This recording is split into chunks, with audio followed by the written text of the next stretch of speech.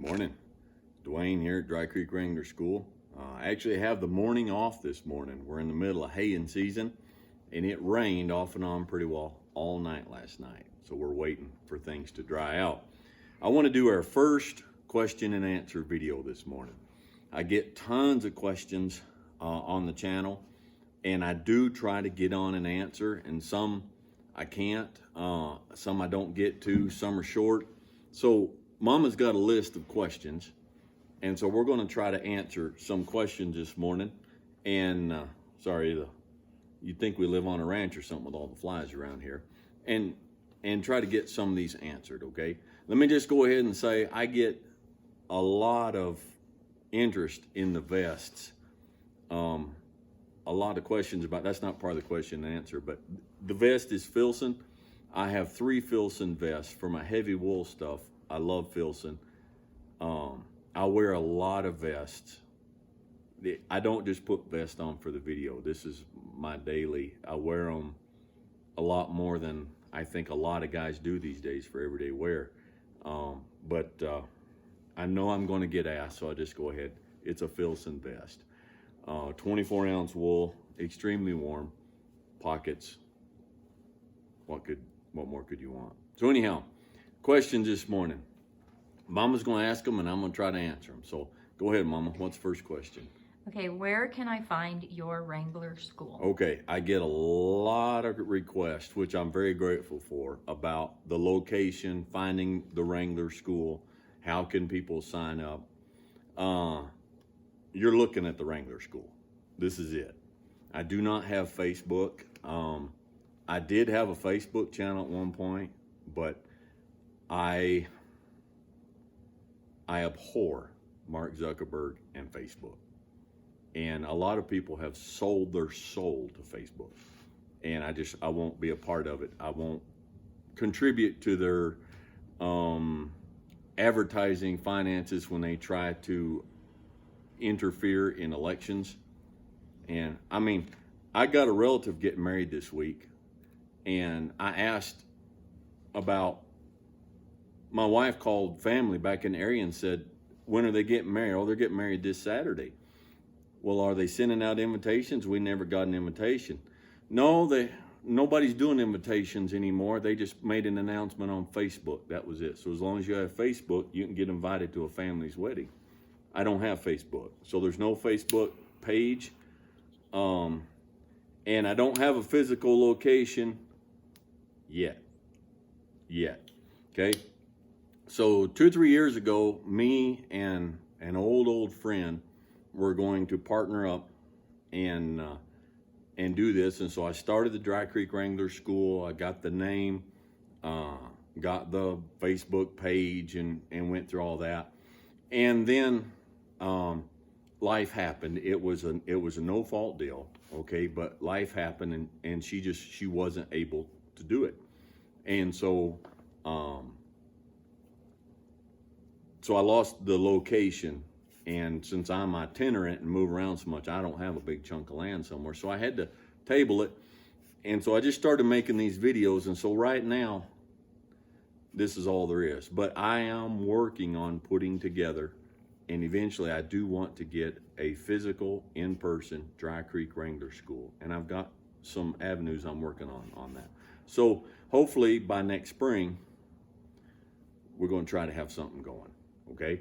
But as of right now, these videos, this is the school. This is where you can learn whatever little bit I can teach you.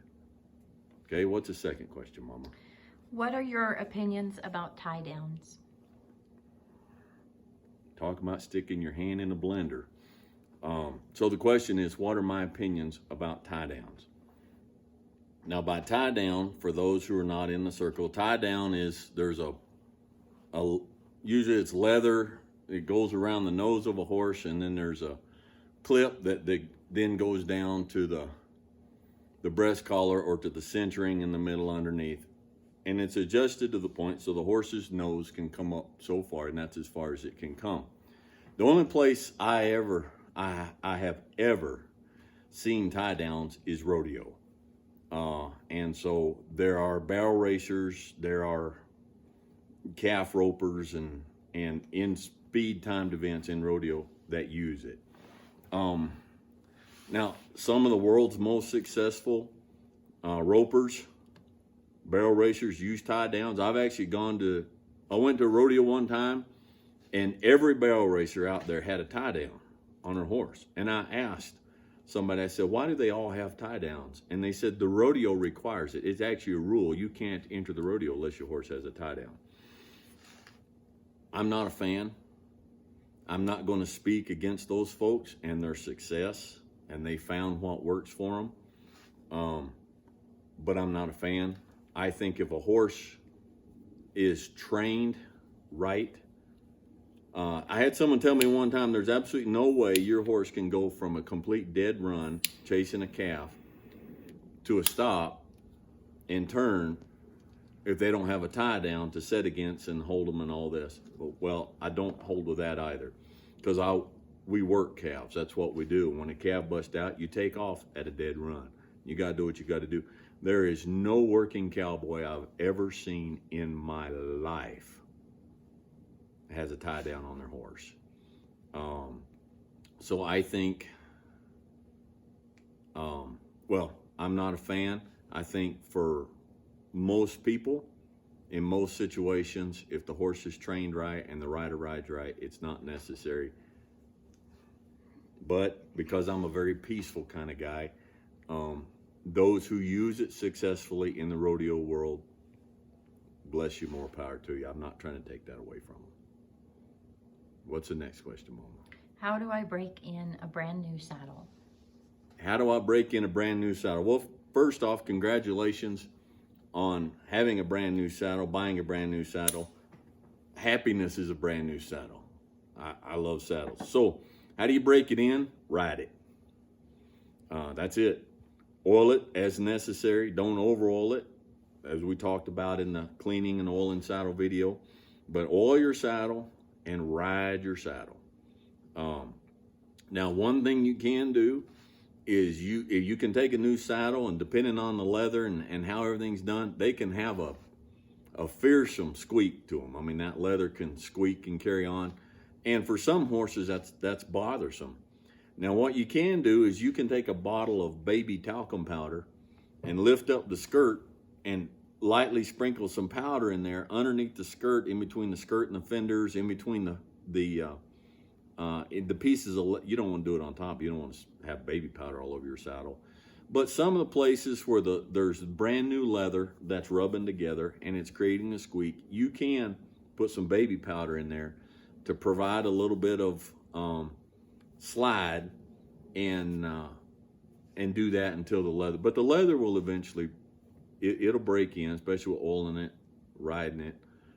It gets wet a few times, and you dry it and oil it, and it'll get broke in. But it's like a new pair of boots. The only way to break in a new pair of boots is to wear them. Okay? Man, we're going through this really quick. I may actually hit a less than 20-minute video today. What's the next one, Mama? Okay, what do you do about mold on a saddle? All right. Mold on a saddle. Let me say, first off, that when you open up, let's say the tack compartment on your horse trailer, or go in to the barn and find mold growing on your saddle, it's actually not the worst thing in the world. It's not a terrible thing. Now, you don't want to leave it on there, but it's not a terrible thing. Let me explain that, okay? Mold only grows on living things. Mold will grow on bread. I'm not talking moss on rocks. I'm talking actual mold, okay? And so you'll see a film of white or green fuzz or powder on your saddle. What that means is the leather on the saddle is still alive and it's still healthy. Because if the saddle leather was dry and old and dead, if you will, mold couldn't live on it. So kudos to you. What it actually means is you've kept your saddle oiled and kept the leather in good condition. And so now the mold has found a living, healthy surface to grow on. Okay? So it's not, but of course you don't want to leave it on there. All right, it'll end up staining the leather. and it'll end up eating the oils and stuff out of the leather. So you do want to clean it off. You can clean it off with just warm water and a soft sponge. If you want to add just a few drops of like a really gentle like Dove dishwashing liquid in there, and like I said, like a sponge, you know, a smaller so you can handle it sponge that's made for washing your car, that's kind of really big and kind of soft. Those are pretty good. But just wash it off. Okay, warm water, wash it off thoroughly. If you use soap, make sure you rinse it very, very thoroughly. Let it dry, then oil it back again. And so you say, how to prevent it? Well, it's a climate thing, okay? So if your saddle is kept in a really humid, really damp environment, it's going to grow back. And so what you need to do is you need to change the environment where you store your saddle if you want to put a stop to this. I mean, there may be something else out there, but I don't know what it is. My saddles, I don't have a problem with mold in the tack shed at the barn, but I keep my saddles in the house. But I've got a very understanding, very loving wife. She likes it. I mean, I got nice saddle stands, and so it's just kind of, but you need to store the saddle. If you're in a humid area, if you're in Florida, North Carolina, someplace that's really humid, sometimes the worst place you can store your saddle is in the tack area in a metal horse trailer, okay? So change the climate, keep it in a climate-controlled environment if you can, okay? All right, so Mama's giving me we're at the limit of our time, so what I'm gonna do, I'm gonna close this video down, and then we'll do another one right now with more questions, all right? And we'll post it later. So I hope this helps you.